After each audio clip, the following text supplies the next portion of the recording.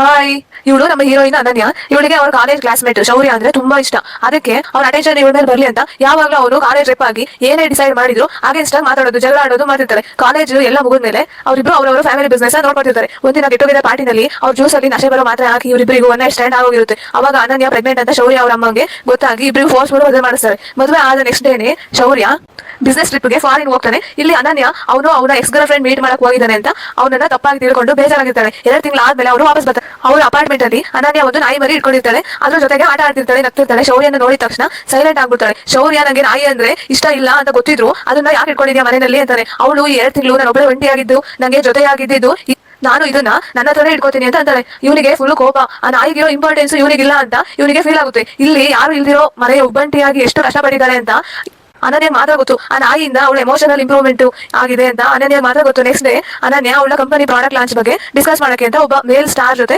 Lunch ಮಾಡ್ತಿದ್ದಾಳೆ. ಅಲ್ಲಿಗೆ ಶೌರ್ಯ ಬಂದು ನೋಡಿದಾಗ ಅದನ್ನ ಅವಳಿಗೆ ಫುಲ್ ಕೋಪ. ನನ್ನ ನೋಡಿದ್ರೆ ಮುಖ ಮುರ್ಕೊಂಡವಳು ಆ ಹೀರೋ ಜೊತೆ ನಗ್ನಗ್ತಾ ಮಾತಾಡ್ತಿದ್ದಾಳಲ್ಲ ಅಂತ. ಅಲ್ಲಿ ಅವಳಿಗೆ ವಾಮಿಟಿಂಗ್ ಸೆನ್ಸೇಷನ್, ಡಿಸಿನೆಸ್ ಫೀಲ್ ಆಗುತ್ತೆ. ಅದಕ್ಕೆ ಆಕ್ಟರ್ ಹೆಲ್ಪ್ ಮಾಡ್ತಿರ್ತಾರೆ ಅವಳಿಗೆ. ಅವಾಗ ಶೌರ್ಯ ಹೋಗಿ ಅವರನ್ನ ತಳ್ಳಿ ಇವಳನ್ನ ಹಾಸ್ಪಿಟಲ್ ಕರ್ಕೊಂಡು ಹೋಗ್ತಾನೆ. ಅಲ್ಲಿ ಡಾಕ್ಟರ್ ನೀವು 3 ತಿಂಗಳು ಪ್ರೆಗ್ನೆಂಟ್, ಊಟದಲ್ಲಿ ಸ್ಟ್ರಿಕ್ಟ್ ಆಗಿರ್ಬೇಕು, ನಾನು ಚೆಕಪ್ ಬನ್ನಿ ಅಂತ ಹೇಳ್ತಾರೆ. ನೆಕ್ಸ್ಟ್ ಡೇ ಇವಳು ರೆಡಿಯಾಗಿ ಹೋಗೋಣ ಅಂತ ಕಾಯ್ತಿರ್ತಾಳೆ. ಶೌರ್ಯ ಕಾರಲ್ಲಿ ಕಾಯ್ತಿರ್ತಾನೆ. ಆಗ್ಲೇ ಇವಳಿಗೆ ಬೇಗ ಚೆಕಪ್ ಟೈಮ್ ಆಗ್ತಿದೆ ಅಂತ ಹೇಳ್ತಾರೆ. ಇವಳಿಗೆ ಆಶ್ಚರ್ಯ, ಇವನು ನನ್ನ ಜೊತೆ ಬರ್ತಿದ್ದಾನ ಅಂತ. ಹಾಸ್ಪಿಟಲ್ ಅಲ್ಲಿ ಚೆಕಪ್ ಮಾಡುವಾಗ ಎಲ್ಲದನ್ನು ಕೇಳ್ಕೊತಿರ್ತಾರೆ ಶೌರ್ಯ ಕ್ಲಿಯರ್ ಆಗಿ ಏನು ಹಿಂಗೆ ಅಂತ. ಅನನ್ಯಗೆ ಸಂತೋಷ ಆಗ್ತಿರುತ್ತೆ.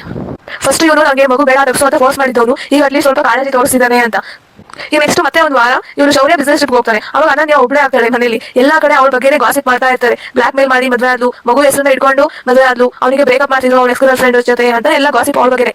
ಅವಳು ಅವಳ ಮಗುಗೆ ಅಫೆಕ್ಟ್ ಆಗಬಾರ್ದು, ಎಮೋಷನಲ್ ಫ್ಲಕ್ಚುಯೇಷನ್ ಆಗಬಾರ್ದು ಅಂತ ಅವಳು ಪಾಸಿಟಿವ್ ಆಗಿ ಎಷ್ಟೇ ಟ್ರೈ ಮಾಡಿದ್ರು ಅವಳಿಗೆ ಎಮೋಷನಲಿ ಅಫೆಕ್ಟ್ ಆಗ್ತಾನೆ ಇರುತ್ತೆ. ಶೌರ್ಯ ವಾಪಸ್ ಬಂದಾಗ ಅನನ್ಯ ಅಡುಗೆ ಮನೇಲಿ ಬಿಸಿ ಇರ್ತಾಳೆ. ಟೇಬಲ್ ತುಂಬಾ ವೆರೈಟಿ ಅಡುಗೆ ಮಾಡ್ಕೊಂಡು ಇಟ್ಟಿರ್ತಾಳೆ. ಇವನು ಏನ್ ಅನ್ಕೊಂತಾನೆ ಅಂದ್ರೆ ನಾನು ಬರ್ತೀನಿ ಅಂತ ಇಷ್ಟೊಂದೆಲ್ಲ ಮಾಡಿದಾಳೆ ಅಂತ ಅನ್ಕೊಂತಾನೆ. ಆದ್ರೆ ಅನನ್ಯ ಆ ಆಕ್ಟರ್ ಇರ್ತಾರಲ್ಲ ಅವನಿಂದ ಇವಳಿಗೆ ಪ್ರಾಡಕ್ಟ್ ಲಾಂಚ್ ತುಂಬಾ ಸಕ್ಸಸ್ ಬಂದಿರುತ್ತೆ. ಹಾಗಾಗಿ ಅವ್ನಿಗೆ ಥ್ಯಾಂಕ್ಸ್ ಹೇಳೋಕ್ಕೋಸ್ಕರ ಅವ್ರಿಗೆ ಊಟ ಕರೀತಾರೆ ಮನೆಗೆ. ಆಕ್ಟರ್ ಊಟ ಮಾಡುವಾಗ ಶೌರ್ಯ ಹುರ್ಕೊಂಡಿರ್ತಾನೆ ಇವನಿಗೋಸ್ಕರ ಇಷ್ಟೆಲ್ಲ ಮಾಡಿದಾರ ಇವಳು ಅಂತ. ಸ್ಪೈಸಿ ಫುಡ್ ಇದ್ರು ಅದು ತುಂಬಾ ಸ್ಪೈಸಿ ಇದ್ರು ಇವ್ನು ತಿನ್ಬಿಡ್ತಾನೆ. ಅವನಿಗೆ ಮೊದಲು ಸ್ಪೈಸಿ ಫುಡ್ ಅಂದ್ರೆ ಆಗಲ್ಲ. ಅದು ತಿಂದು ಹಾಸ್ಪಿಟಲ್ಗೆ ಅಡ್ಮಿಟ್ ಆಗಬೇಕಾಗುತ್ತೆ. ಅವ್ನು ಹಾಸ್ಪಿಟಲ್ ಅಡ್ಮಿಟ್ ಆದಾಗ ಇವಳು ಬಗ್ಗೆ ಮಗು ತರ ಕೇರ್ ಮಾಡ್ತಿರ್ತಾರೆ. ಅವ್ನು ಮಗು ತರ ಆಟ ಮಾಡ್ತಿರ್ತಾರೆ ಎಲ್ಲದಕ್ಕೂ.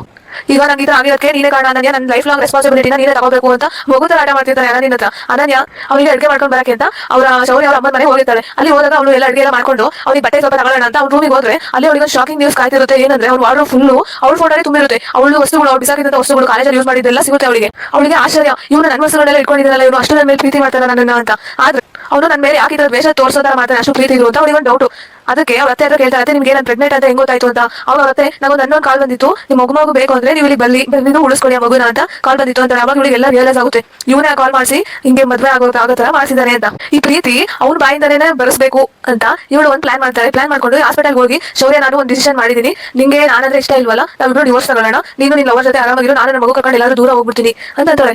ಇಲ್ಲ ನಿಂಗೆ ಮಗು ಬಗ್ಗೆ ತೊಂದರೆ ಆದ್ರೆ ನಾನು ಈ ಮಗು ಬೇಕಾದ್ರೆ ತಗೋಸ್ಬಿಡ್ತೀನಿ, ಈಗ ತಂದೆ ತಾಯಿ ಮಧ್ಯೆ ಪ್ರೀತಿ ಇಲ್ಲ ಅಂದ್ರೆ ಮಗು ಸಂತೋಷವಾಗಿರಲ್ಲ, ನೀನು ಹೆಂಗಂತೀಯ ಹಂಗೆ ನಾನು ಡಿವೋರ್ಸ್ಗೆ ಅಪ್ಲೈ ಮಾಡ್ಬಿಡೋಣ ಇಬ್ರು ಅಂತ. ಇವನಿಗೆ ಫುಲ್ ಕೋಪ ಬರ್ತಿರುತ್ತೆ, ಫುಲ್ ಉರಿತಿರುತ್ತೆ ಈ ಶೌರ್ಯಂಗೆ. ಅಯ್ಯೋ ನಾನು ಏನೇನೋ ಪ್ಲಾನ್ ಮಾಡಿ ಮದುವೆ ಆಗಿದ್ದು ನಾನು ಇಷ್ಟಪಟ್ಟ ಹುಡುಗಿನ ಇವಳು ನೋಡಿದ್ರೆ ಹಿಂಗೆ ಡಿವೋರ್ಸ್ ಆಗೋಣ ಅಂತಿರಲ್ಲ ಅಂತ ಇವನು ಫುಲ್ ಉರಿತಿರುತ್ತೆ.